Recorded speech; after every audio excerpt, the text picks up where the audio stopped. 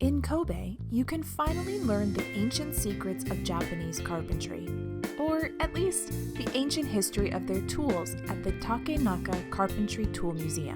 The museum has a ton to see and do, starting with a trip through Japanese wood tool history. Starting with stone axes and moving into the advent of ironworking, you can see how the felling of trees evolved and how different blades cut differently in the trees.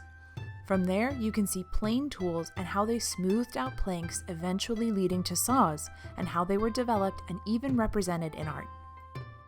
From there, you can see how the tools evolved in the Edo period, particularly with fine detailing tools such as chisels. You also get a taste of foreign imported screws and how the Japanese crafted joints for buildings without the use of screws or nails. The best part of the museum here are the interactive pieces, where you can put together and take apart different joints.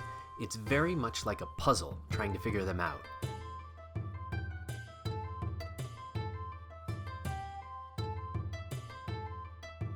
Some are so solidly put together that it becomes nearly impossible to even get the simplest examples undone. There are also exquisitely preserved blueprints and guidebooks to show how to measure, cut, and craft these complex works.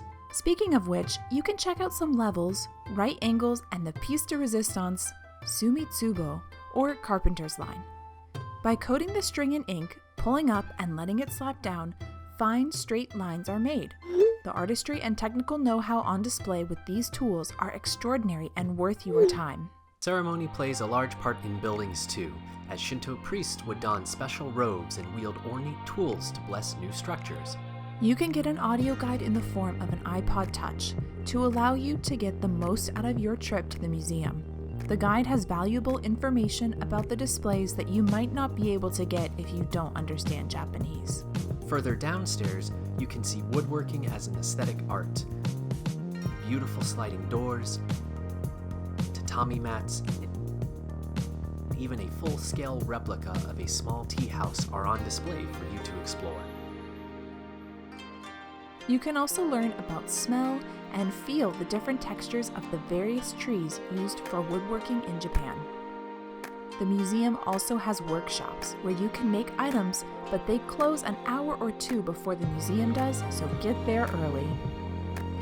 With the fresh smell of sawdust powdering our clothes, it's time we head out. We'll see you at the next stop. Thank you so much for watching. If you like what you saw, hit that thumbs up and share this video with one master carpenter in your life. Thanks so much. Peace.